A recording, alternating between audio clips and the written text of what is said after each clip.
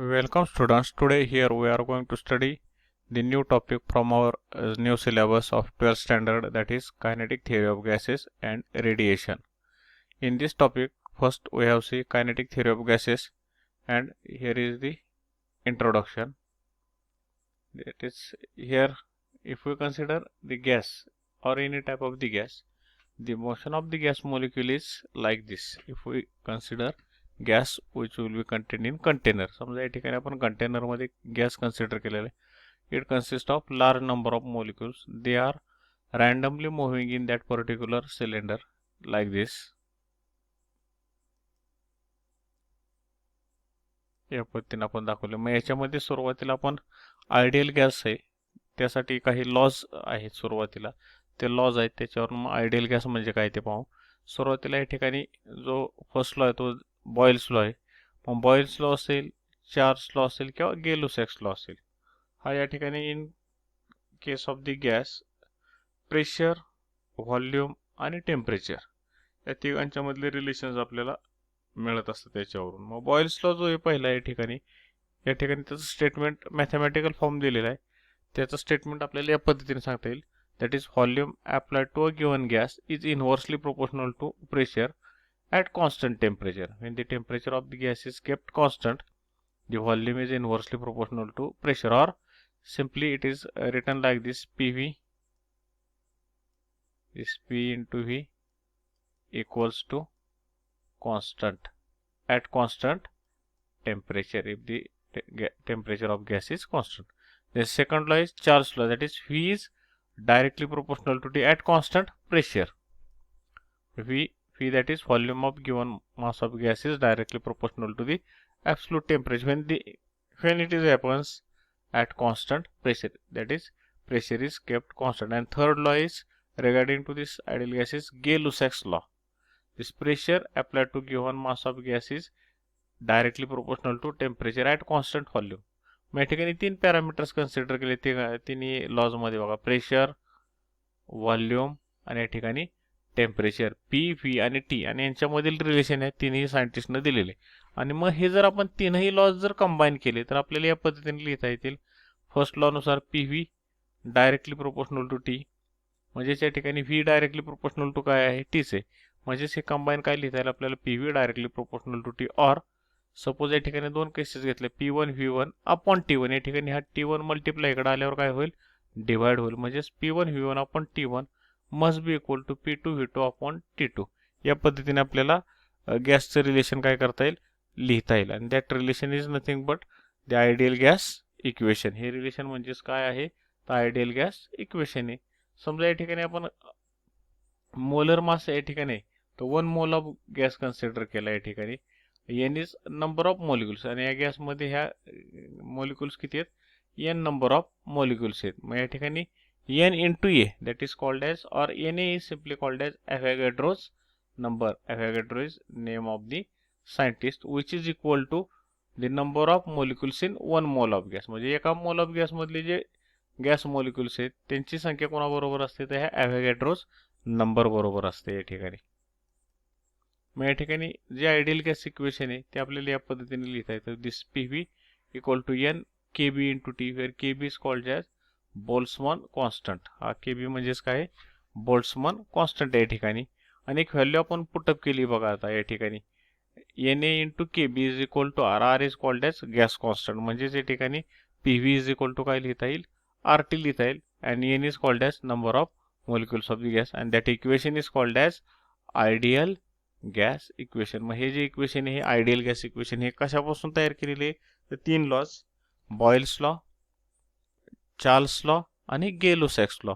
आणि हे रिलेशन कोणामधले, प्रेशर, व्हॉल्यूम आणि टेम्परेचर, हे तीन पॅरामीटर्स कन्सिडर करून या ठिकाणी हे एक आपण रिलेशन मिळवलेले आहे. आणि that relation is called as ideal gas equation. मग या ठिकाणी बिहेवियर ऑफ गॅस, या पद्धतीने गॅस मॉलिक्युलचं बिहेवियर असतं. जर कुठलाही मॉलिक्युल आपण या ठिकाणी कन्सिडर केला, या ठिकाणी समजा 3 नंबर ऑफ मॉलिक्युल्स आपण दोन्हीकडे कन्सिडर केलेले आहेत. मग या ठिकाणी ग्रेटर व्हॉल्यूम, आता या ठिकाणी हा जो व्हॉल्यूम आहे हा ग्रेटर आहे, म्हणजे ह्याच्या मोशनसाठी यांना काय भरपूर असा व्हॉल्यूम अवेलेबल आहे. मग त्यामुळे प्रेशर काय या ठिकाणी लोअर आहे, एअर पार्टिकल्स. या ठिकाणी लेस व्हॉल्यूम आहे बघा, एरिया त्याचा कमी झालेला आहे या ठिकाणी व्हॉल्यूम, त्यामुळे तिथं प्रेशर काय आहे हायर प्रेशर आहे या ठिकाणी. मग गॅस मॉलिक्युल्स कसे असतात, they are always in random motion in that particular cylinder. मग या ठिकाणी जे काही प्रॉपर्टीज आहेत या ठिकाणी, any gas consist of large number of extremely small particles known as molecules. या ठिकाणी यांना काय म्हटलं जातं, molecules. This molecules are always in random motion. ते मॉलिक्युल्स कसे आहेत, always in random motion, particular त्याला डायरेक्शन नाही.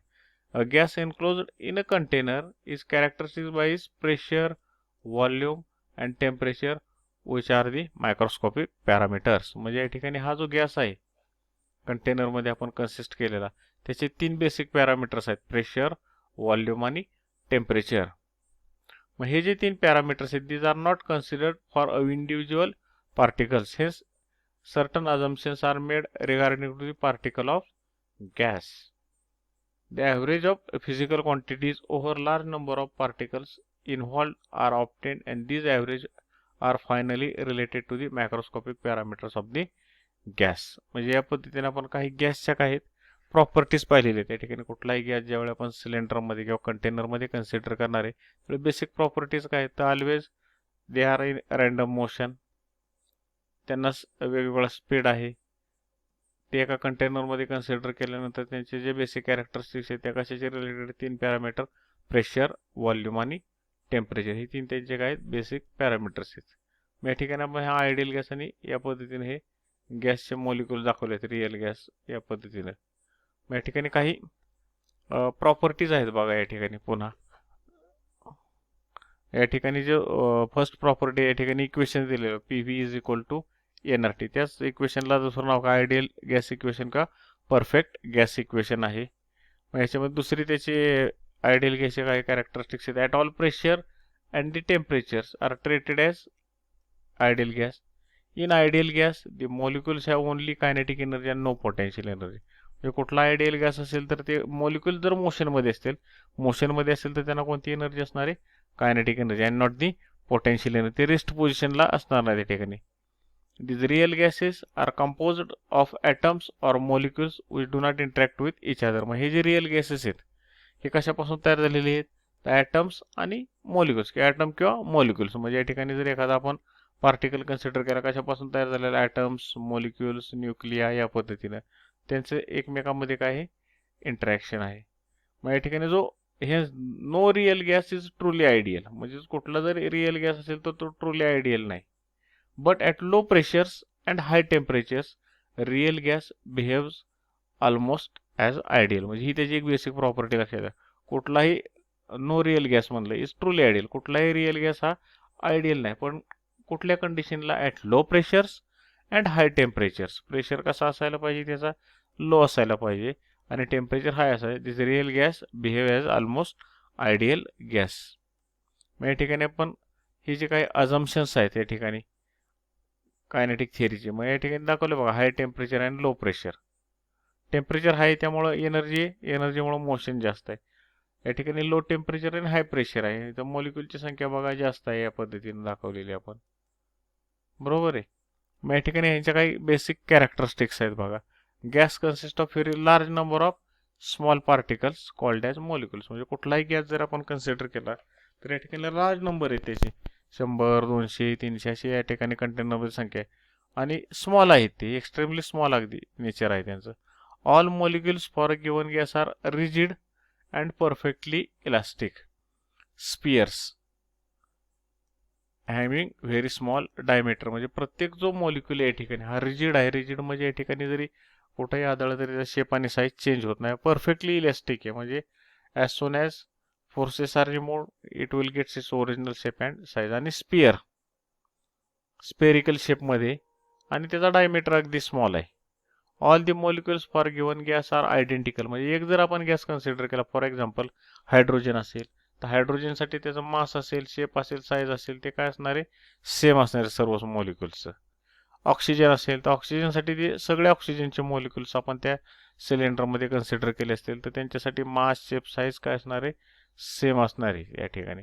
The actual volume occupied by the gas molecule is negligible as compare to total volume. म्हणजे जर ॲक्च्युअल व्हॉल्यूम हे समजा या ठिकाणी टोटल एक सिंगल आपण जो ऑक्युपाय केलेला त्याने व्हॉल्यूम आहे, समजा एक सिलेंडरमध्ये असेल, मग टोटल जो व्हॉल्यूम आहे, मग टोटल समजा 100 मॉलिक्युल्स आहेत, मग 100 मॉलिक्युल जर असतील, त्या 100 मॉलिक्युलचा व्हॉल्यूम हा जास्त येणार आहे as compare to single molecule, या पद्धतीने. त्याच्यानंतरचे त्याचे अजम्पशन सेकंड आहे, फिफ्थ अजम्पशन आहे या ठिकाणी, the molecules are always in state of random motion and that motion is called as Brownian motion.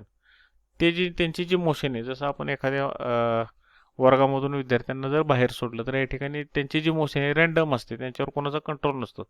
त्याच पद्धतीने या ठिकाणी हे जे मॉलिक्युल्स आहेत हे कसे आहेत, random, but this motion is straight line motion and that motion is called as Brownian motion.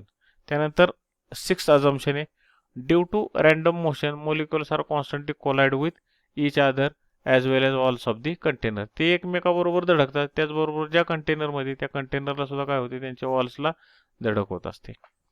All the collisions are elastic. हे जे सर्व कोल्युजन्स आहेत ते कोणत्या टाईपचे आहेत, इलेस्टिक कोल्युजन. मग आपण 11वीला पाहिलेले इलेस्टिक आणि इनइलेस्टिक कोल्युजन. इलेस्टिक कोल्युजनमध्ये मोमेंटम आणि या ठिकाणी कायनेटिक एनर्जी काय होत असते, कॉन्झर्व्ड होत असते या ठिकाणी. Between the two successive collision molecules travel along the straight line with uniform velocity. म्हणजे जर कोल्युजन्स होत असतील तर मॉलिक्युल कोणत्या डायरेक्शन, स्ट्रेट लाईन डायरेक्शनने जातात आणि युनिफॉर्म व्हेलॉसिटीने जातात. The time of collision is very small as compare to the time between the two collisions. म्हणजे यांची जी धडक आहे बिटवीन टू कोल्युजन्स हा अगदी काय स्मॉल पिरियड आहे as compare to the collisions between the two collisions. Even the random motion is there, the number of molecules per unit volume at any place is always remains constant. म्हणजे एखादा जर container आपण consider केला, ह्याच्यामध्ये जर 100 molecules असतील तर ते 100 मॉलिक्युल्स काय राहणार आहेत, त्या ठिकाणी कॉन्स्टंट राहणार आहेत. धडकल्यानंतर त्याच्यामध्ये अगदी 80-90 असे होणार नाहीत. त्यांची जी संख्या आहे ती काय राहणार आहे, सेम राहणार आहे. म्हणजे त्यांची जी डेन्सिटी ती काय असणार आहे, सेम असणार आहे. The average kinetic energy of gas molecules depend upon the absolute temperature of the gas. मग या ठिकाणी ही जी कायनेटिक एनर्जी, कारण गॅस मॉलिक्युल कसे असणार आहेत, ऑलवेज इन रँडम मोशन. मग ही जी गॅस मॉलिक्युलची कायनेटिक एनर्जी कशावर डिपेंड असते, टेम्परेचरवर डिपेंड असते. As the temperature increases kinetic energy also increases, as temperature decreases kinetic energy also decreases. त्यानंतर 12th अजम्पशन या ठिकाणी, molecules do not exert any force of attraction or repulsion on each other except time of collision. म्हणजे इथला कुठलाही molecule एकमेकावर कुठलाही force exert करत नाही, फक्त ज्यावेळी त्यांच्यामध्ये धडक होते, कोल्युजन होतं, त्याच वेळी ते काय करतात, या ठिकाणी तो जो इम्पॅक्ट आहे त्यावेळी तो फोर्स काय करतात, एकमेकावर एक्झर्ट करतात. इतर वेळी ते रँडम मोशनमध्ये असतात. या पद्धतीने आपण काय केलं या ठिकाणी, आज या PPT आपण इंट्रोडक्शन घेतलेलं आहे की ज्याच्यामध्ये आपण आयडियल गॅस म्हणजे काय ते सांगितलेलं आहे. 3 laws, Boyle's law, Charles law, Gay Lussac's law यांचे आपण स्टेटमेंट्स पाहिलेले आहेत. आणि आयडियल आणि रिअल गॅस याच्यामधला थोडक्यात डिफरन्स आणि नंतर कायनेटिक थिअरीची काही अजम्पशन्स पाहिलेली आहेत, की जी अजम्पशन्स आपल्याला हा टॉपिक पुढं पूर्ण करताना kinetic theory of gases and radiation आपण यूज करणार आहे. या ठिकाणी जर आपल्याला व्हिडिओ आवडला असेल तर आपण लाईक करा, शेअर करा आणि आपला चॅनल सबस्क्राईब करायला विसरू नका.